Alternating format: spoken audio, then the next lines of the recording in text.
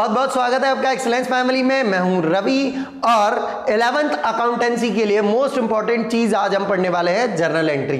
इस लेक्चर से पहले एक और लेक्चर हमने वीडियो बनाया था जिसमें हमने डेबिट और क्रेडिट के रूल्स पढ़े थे और उस लेक्चर में हमने जर्नल एंट्री बनाना नहीं सीखा था, केवल इतना सा समझा था कि भाई कोई भी ट्रांजेक्शन होता है तो उसमें कौन सा अकाउंट डेबिट होता है और कौन सा अकाउंट क्रेडिट होता है। साथ ही हमने टाइप्स ऑफ अकाउंट भी पढ़े थे, पर्सनल, रियल, नॉमिनल, तीनों को बहुत अच्छे तरीके से उसके मीनिंग के साथ पढ़ा था। तो जिन्होंने वो लेक्चर नहीं देखा है वो देख सकते हैं, या जिनको बहुत ही आसान तरीके से पर्सनल, रियल, नॉमिनल अकाउंट्स ये सब जानने हैं तो वो लेक्चर वो देख सकते हैं, है ना। आज हम बात करेंगे जर्नल कि जर्नल क्या होती है, कैसे बनती है ना। मतलब जर्नल के बेसिक्स से लेकर चलेंगे इसको।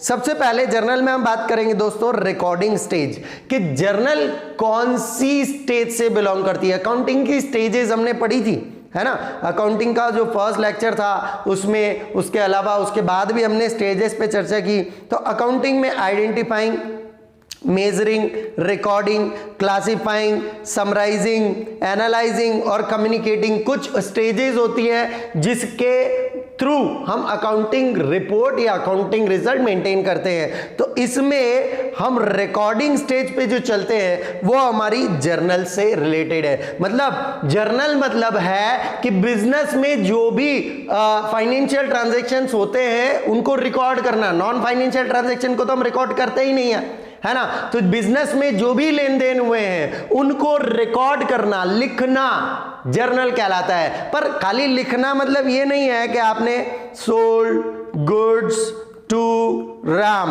बस ये लिख दिया, तो ऐसे नहीं लिखते हैं। इसको जर्नल मैनर में कैसे लिखे जिससे कि इसका प्रॉफिट या लॉस निकल पाए। तो ये कौन सी स्टेज से बिलोंग करता है दोस्तों? रिकॉर्डिंग स्टेज से। प्राइमरी बुक, ये रिकॉर्डिंग की प्राइमरी बुक होती है। प्राइमरी बुक मतलब क्या होता है इसको समझते हैं। सपोज ये एक बच्चा है, इसके स्कूल में जाता है तो ये अपनी रफ नोटबुक लेके जाता है। रफ नोटबुक लेके जाता है, सुबह सुबह बैठा, मैथ का लेक्चर हुआ, मैथ का लिख लिया, साइंस का लेक्चर हुआ, साइंस का लिख लिया, इंग्लिश का हुआ, इंग्लिश का लिख लिया। मतलब इस रफ बुक में सारे सब्जेक्ट के लिख लेता है। घर पे आकर क्या करता है, अलग अलग फेयर बुक में इनको क्लासिफाई कर लेता है ना। तो सबसे पहले इसने रिकॉर्ड कहां मेंटेन किया? अपनी रफ बुक में। उसी तरह से बिजनेस में जब ट्रांजैक्शंस होते हैं मतलब माल बेचा, माल खरीदा, तो सबसे पहले उन ट्रांजैक्शन को रिकॉर्ड कहां किया जाता है? जर्नल बुक में। इसलिए इस बुक को प्राइमरी बुक कहा जाता है। साथ में ड्यूअल एस्पेक्ट, जो भी रिकॉर्डिंग हम करेंगे, है ना, वो ड्यूअल एस्पेक्ट होगी। मतलब जो भी ट्रांजैक्शन रिकॉर्ड किया जाएगा उसमें दो अकाउंट, कम से कम दो अकाउंट होंगे।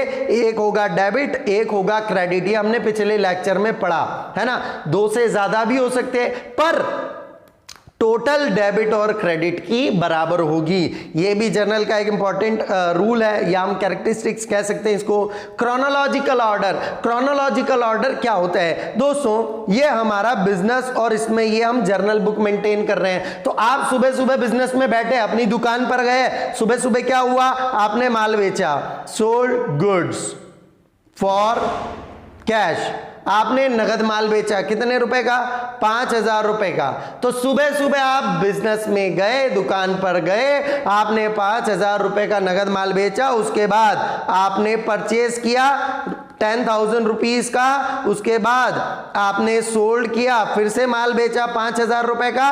तो जैसे जैसे आपके ट्रांजैक्शन होते गए, पहला ट्रांजैक्शन ये हुआ, इसको रिकॉर्ड किया, दूसरा ट्रांजैक्शन ये हुआ, इसको रिकॉर्ड किया, तीसरा ट्रांजैक्शन ये हुआ, इसको रिकॉर्ड। मतलब ये नंबरवार चलता जाएगा। जैसे जैसे ट्रांजैक्शन हुए वैसे वैसे उसकी रिकॉर्डिंग। ऐसा नहीं कि भाई सेल के सारे एक जगह लिख दो, परचेज के सारे एक जगह, कैश के सारे, ऐसा नहीं करना है ना। ये तो हम क्लासिफिकेशन में करेंगे। अभी तो जैसे जैसे ट्रांजैक्शन होते जाए वैसे वैसे उनको रिकॉर्ड करते जाइए। That is your chronological order. Okay, all transaction are to be recorded. All transaction से मतलब यहां दोस्तों हुआ कि चाहे कैश ट्रांजैक्शन हो, चाहे क्रेडिट ट्रांजैक्शन हो, चाहे नगद हो चाहे उधार हो, चाहे गुड्स परचेज का हो चाहे असेट्स परचेज का हो, किसी भी तरह का होना चाहिए पर फाइनेंशियल ट्रांजैक्शन होना चाहिए। अगर फाइनेंशियल ट्रांजैक्शन हुआ उसी को रिकॉर्ड किया जाएगा, है ना।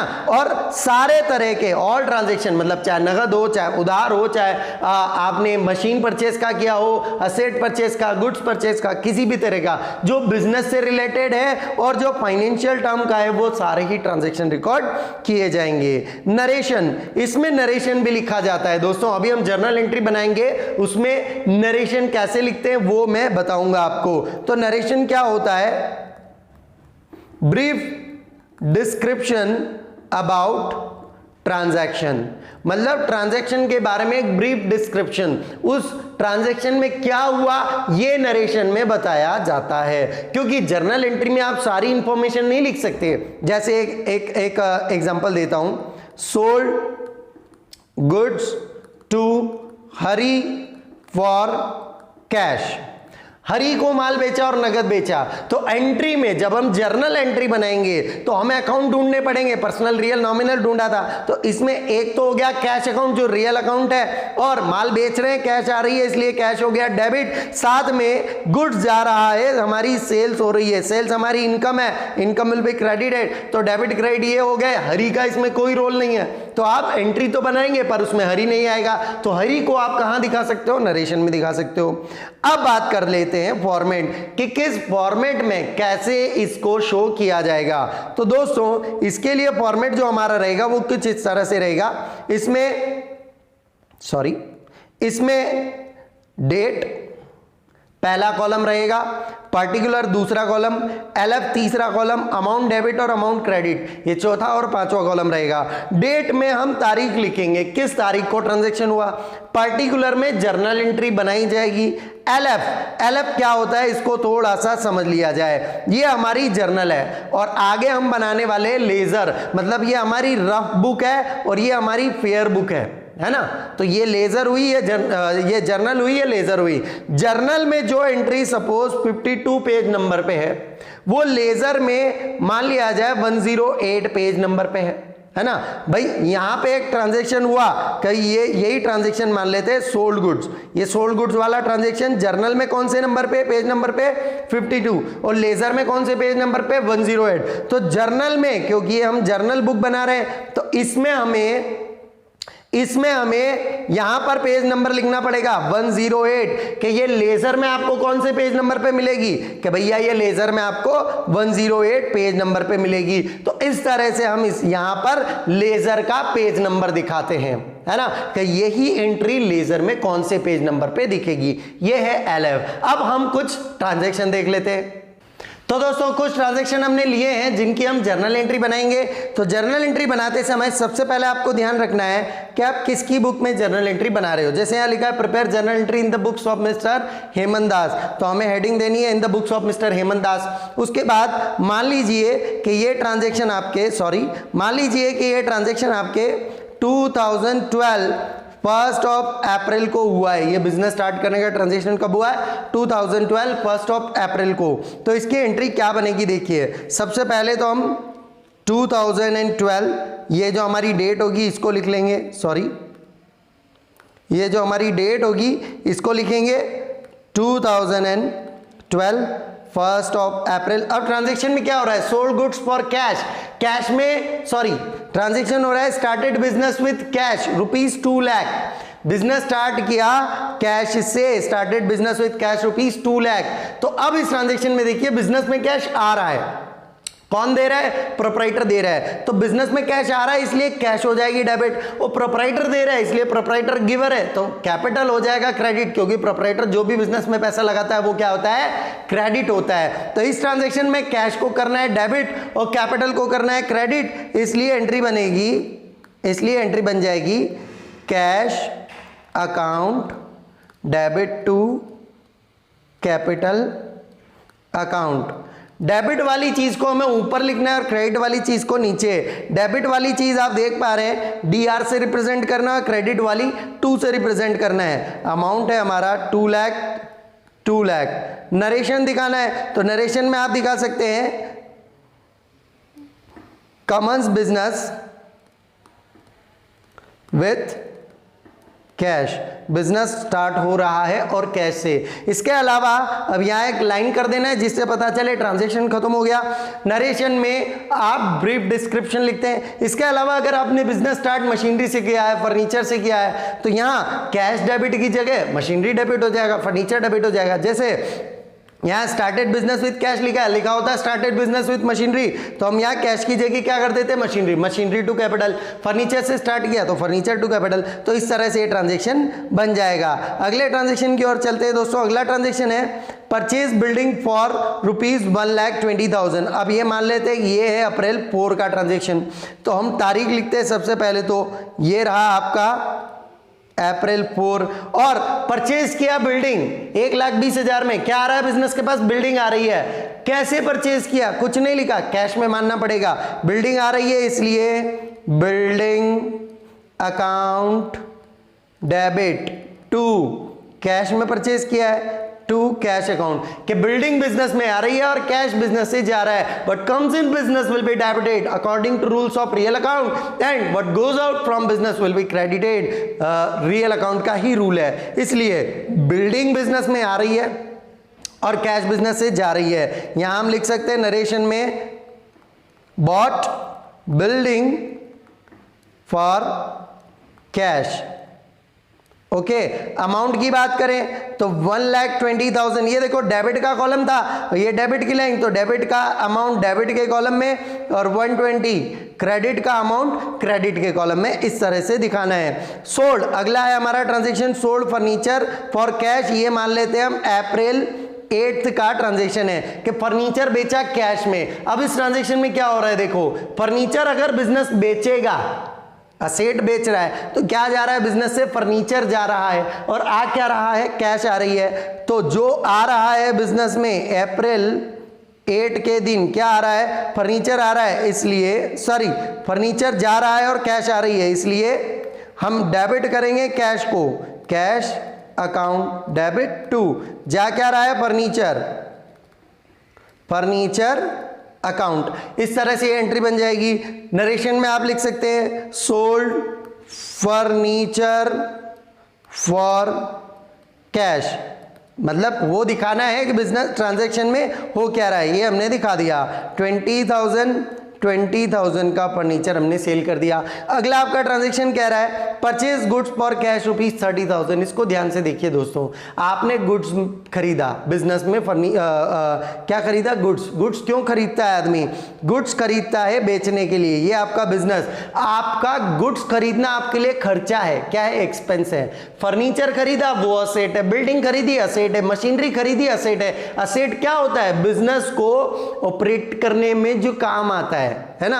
अब गुड्स खर्चा कैसे हो गया भैया, है ना, गुड्स आ रहा है तो गुड्स डेबिट होना चाहिए। कुछ लोग ये कहेंगे पर गुड्स डेबिट नहीं होगा क्योंकि गुड्स आ नहीं रहा है। गुड्स खरीदना आपके लिए खर्चा है। क्यों है खर्चा, कैसे है खर्चा, देखो बिजनेस हम कर रहे हैं प्रॉफिट के लिए, और प्रॉफिट बराबर क्या होता है, income minus expense.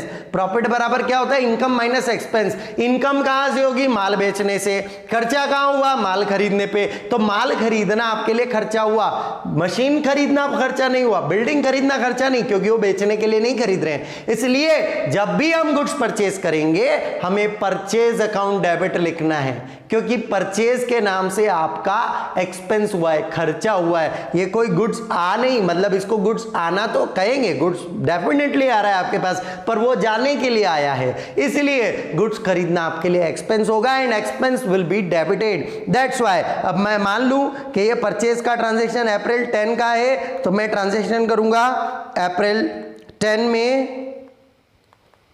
Purchase account debit to, कैसे खरीदा, कैश में खरीदा, कैश अकाउंट। कितने का खरीदा, 30,000 bought goods for cash, cash में माल खरीदा अपन, ये खरीद लिया माल। ओके, तो जब भी हम गुड्स परचेज करेंगे, है ना, तो हमें परचेज ही डेबिट करना है ना, ठीक है। आगे बढ़ते हैं। अब यहां देखिए purchase goods for from Narayan for 30,000। अब ऊपर भी परचेज किया पर वो कैश में किया था। ये किससे परचेज किया? नारायण से। और ये मान लेते हैं अपन अप्रैल 14 का, तो ये तारीख लिखी अप्रैल 14 और ट्रांजैक्शन हुआ परचेज अकाउंट डेबिट। अब की बार कैश क्रेडिट नहीं होगा क्योंकि कैश नहीं जा रहा है, नगद खरीद ही नहीं रहे हो तो कैश कहां से जाएगी? नारायण से परचेस किया। अब नारायण से जब आप माल खरीदोगे तो नारायण को पैसा भी तो देना पड़ेगा। तो नारायण कौन हो गया? आपका क्रेडिटर। जिसको आपको पैसा देना है वो आपका क्रेडिटर हो गया। और नारायण आपको गुड्स दे रहा है, नारायण हो गया गिवर, इसलिए यहां पर नारायण साहब जो होंगे वो क्रेडिट हो जाएंगे। कितने रुपए से? 30,000। और ये नारायण साहब जो है आपके लिए क्रेडिटर हैं क्योंकि आपको पैसा देना है इनका, है ना। यहां लिख सकते हैं अपन बॉट गुड्स ऑन क्रेडिट, उधार माल खरीदा। ओके, ये हमने खरीद लिया उधार माल। अगला ट्रांजैक्शन है दोस्तों हमारा सोल्ड गुड्स फॉर कैश, है ना। ये अप्रैल 15 का मान लेता हूं मैं। नगद माल बेचा। अब जब आप नगद माल बेचोगे तो आपके पास से क्या जा रहा है? गुड्स। लेकिन यहां व्हाट गोज आउट रूल नहीं लगेगा क्योंकि जब हमने गुड्स खरीदा था तो उस पे नॉमिनल अकाउंट का रूल लगाया था। गुड्स खरीदने को अपन ने परचेज अकाउंट एक्सपेंस किया था, तो गुड्स बेचने को हम इनकम मानेंगे, है ना। गुड्स बेचेंगे तो उससे इनकम होगी। तो इनकम क्या हो रही है आपकी? इनकम हो रही है आपकी सेल्स। माल बेच रहे हो और इनकम क्या हो रही है आपकी? सेल्स। तो यहां पर इनकम हो रही है और पैसा आ रहा है, तो पैसा आ रहा है इसलिए आपको डेबिट करना है। ये अप्रैल 15 के दिन पैसा आ रहा है इसलिए कैश अकाउंट डेबिट टू किस चीज का आ रहा है? सेल्स अकाउंट का। कितने रुपए आ रहे हैं? 20,000। ठीक है, तो ये माल बेच दिया आपने नगद। ट्रांजैक्शन के लिए क्या होगा? Sold narration goods for cash. ये सिंपल नरेशन आप लिख सकते हो, कोई दिक्कत नहीं है। अब अगले ट्रांजैक्शन में क्या हो रहा है? माल बेच रहे हैं लेकिन किसको बेच रहे हैं? हरि को। तो अब की बार देखो सोल्ड गुड्स फॉर कैश और सोल्ड गुड्स टू हरि में अंतर ही है कि पहले नगद बेचा था, अब उधार बेच रहे हैं। तो पहले कैश आ रही थी, अब हम हरि को बेच रहे हैं, मतलब उधार बेच रहे हैं। यहाँ कैश नहीं लिखा तो उधार मानना पड़ेगा, तो अभी हरि से पैसा लेना है। इसलिए इस ट्रांजैक्शन में आपको डेबिट आप कैश नहीं कर सकते, डेबिट आपको करना पड़ेगा Hari debit to sales account. Hari हो गया आपका डेटर 20,000। यहां पर आपने हरि से माल खरीद, हरि को माल बेच दिया नगद। नरेशन हो जाएगा इसका सोल्ड गुड्स ऑन क्रेडिट। आप लिख लेना आराम से। Paid salary ₹2,000। अब एक और इंपॉर्टेंट ट्रांजैक्शन, सैलरी पे किया 2,000। अब सैलरी पे करना बिजनेस के लिए क्या है दोस्तों? एक्सपेंस है। सबसे पहली चीज यहां देखो पेड लिखा है। पेड क्या होता है? पे की सेकंड फॉर्म। पे मतलब होता है पैसा देना, भुगतान करना, और पेड लिखा है मतलब सेकंड फॉर्म है, पास्ट टेंस हो गया, मतलब कर चुके हैं, दे चुके हैं पैसा, पे कर चुके हैं सैलरी। तो सैलरी अगर पे कर रहे हो तो सैलरी आपके लिए खर्चा है। तो यहां पर एक अकाउंट तो हो गया सैलरी, दूसरा पे कर रहे हो तो कैश जा रही है, तो दूसरा हो गया कैश। सैलरी खर्चा है, all expenses will be debited, इसलिए सैलरी अकाउंट हो जाएगा आपके लिए डेबिट, और जा क्या रहा है? कैश, इसलिए कैश क्रेडिट हो जाएगा। कितने रुपए से हो जाएगा? 2,000 एंड 2,000। और यहां लिख सकते हैं पेड सैलरी टू एम्प्लॉय लिख सकते हो, या जिसको भी पे कर रहे हो उसका नाम लिख सकते हो, है ना। तो ये सैलरी टू कैश एंट्री हो गई। अगला ट्रांजेक्शन है दोस्तों हमारे पास paid salary to Subhash ₹2,000। Subhash को सैलरी पे की। यहां ध्यान देना है कि ऊपर भी पेड सैलरी था लेकिन नाम नहीं लिखा था, नीचे भी पेड सैलरी है, नाम लिखा है, पर दोनों में एक चीज कॉमन क्या है? पेड पे किया। कैश तो दोनों में 100% जा रही है। नंबर 2 कॉमन चीज सैलरी का पेमेंट कर रहे हैं, सैलरी। तो एंट्री दोस्तों यही बनेगी, क्या बनेगी? Salary account debit to cash. क्यों बनेगी? सुभाष का नाम क्यों नहीं आया? भैया आपने एक छोटा सा एग्जांपल देता हूं, ये आपकी शॉप है, ओके। सॉरी, ये आप हैं और ये किसी दुकान पर गए। आपने एक 10 रुपए का पेन खरीदा, आपने 10 रुपए का पेन खरीदा, दुकानदार ने 10 रुपए लिए, पेन दिया, छुट्टी। आपका नाम पूछेगा दुकानदार? नहीं। आप दुकानदार का नाम पूछोगे? नहीं। मतलब कि जहां कैश ट्रांजेक्शन हो जाता है वहां पर्सनल अकाउंट की जरूरत नहीं होती है। तो आप सुभाष ने आपके यहां काम किया, ठीक है, किया, आपने सुभाष को कैश दिया, तो आपकी कैश गई, ये लिखा, देखो कैश गई, इसलिए कैश क्रेडिट किया। और किस बात का दिया? कि भाई उसने काम किया, अपने सैलरी का दिया, तो सैलरी डेबिट। फिर वो सुभाष को दो, हरीश को दो, महेश को दो, राकेश को दो, डजंट मैटर। हमें एंट्री में क्या लिखना है? खर्चा हुआ ये दिखाना है, इसलिए सैलरी अकाउंट डेबिट दिखाया, और कैश जा रही है ये दिखाना है, इसलिए कैश क्रेडिट। तो पेड सैलरी हो, पेड वेजेस हो, कुछ भी हो, कोई भी एक्सपेंस आप पे कर रहे हो तो उसमें पर्सनल अकाउंट की जगह नहीं रहेगी, इसलिए एंट्री वापस यही बन जाएगी। एक और ट्रांजेक्शन देखते हैं, रिसीव्ड इंटरेस्ट रुपीज 1500 है, received interest rupees 1500, interest receive हुआ 1500 रुपए। अब यहां पर जैसे पेड था वैसे ही यहां पर रिसीव्ड है। रिसीव मतलब होता है पैसा आना, पैसा आ चुका है, इसलिए कैश तो डेबिट हो जाएगी, कैश अकाउंट डेबिट। किस चीज का आ रहा है? इंटरेस्ट का, तो 2 क्रेडिट में क्या आ जाएगा? Interest account 1500 cash account debit to interest account, ये एंट्री हो जाएगी, है ना। अब अगर इस ट्रांजैक्शन में ये लिखा होता रिसीव्ड इंटरेस्ट फ्रॉम नकुल से इंटरेस्ट रिसीव हुआ, तो दोस्तों रिसीव इंटरेस्ट यहां भी था, रिसीव इंटरेस्ट यहां भी था, बात वही आ जाती है कि कैश आ रही है, यस कैश आ रही है ना। किस चीज की आ रही है? इंटरेस्ट की, तो फिर पर्सनल अकाउंट की जगह कहाँ रही? तो चाहे ये ट्रांजैक्शन हो रिसीव्ड इंटरेस्ट, चाहे ये ट्रांजैक्शन हो received interest from Nakul, entry तो यही बनेगी, क्या? कैश टू इंटरेस्ट, इसमें पर्सनल अकाउंट की जगह नहीं रहेगी। अगला ट्रांजैक्शन हमारा दोस्तों, withdraw rupees 500 by proprietor for his personal use. Proprietor ने उसके पर्सनल यूज के लिए कैश विड्रॉ की। कहां से विड्रॉ की? बिजनेस से। तो बिजनेस में प्रोप्राइटर जो पैसा देता है कैपिटल कहलाता है, और जो पैसा बिजनेस से लेता है उसको ड्राइंग कहते हैं। कैपिटल के टाइम पे प्रोप्राइटर गिवर है, इसलिए कैपिटल क्रेडिट होती है, और ड्राइंग के टाइम पे प्रोप्राइटर पैसा ले रहा है, इसलिए वो रिसीवर है, इसलिए ड्राइंग क्या हो जाएगी? डेबिट हो जाएगी। तो ट्रांजैक्शन में ड्राइंग्स अकाउंट हो जाएगा डेबिट, और क्या जा रहा है बिजनेस से? वो कैश उठा रहा है, कैश अकाउंट, है ना। कितना अमाउंट उठा रहा है? 500 रुपए, 500 रुपए। सॉरी, इसमें नरेशन भूल गए अपन, इसमें लिख सकते हैं रिसीव्ड इंटरेस्ट। अब फ्रॉम लिख सकते हो, नरेशन में लिख सकते हो किससे मिला, है ना, ये पूरा लिख सकते हैं हम। और drawing withdraw for personal use by proprietor, है ना, पर्सनल यूज के लिए उठाया। तो इस तरह से हम ऐसे ट्रांजैक्शंस की जर्नल एंट्री बना सकते हैं। ये कुछ जो इंपॉर्टेंट जो इनिशियल ट्रांजैक्शन आते हैं इनके हमने जर्नल्स बनाए। तो आपको किसी भी अगर जर्नल में प्रॉब्लम है तो कमेंट बॉक्स में आप भेज सकते हैं, उसका मैं आपको सॉल्यूशन दे दूंगा, है ना। किसी भी अगर जर्नल एंट्री में प्रॉब्लम आ रही है, या पर्टिकुलर कोई कैटेगरी है जर्नल की जिनमें जैसे डिस्काउंट वाली है या बैंक वाले ट्रांजैक्शन है, ऐसे कोई ट्रांजैक्शन में प्रॉब्लम हो तो उनके लिए हम अलग से लेक्चर बना लेंगे। तो अगर आपको ये वीडियो पसंद आया हो तो प्लीज लाइक कीजिए, शेयर कीजिए इस वीडियो को, और सब्सक्राइब कीजिए हमारे चैनल को। बहुत बहुत धन्यवाद।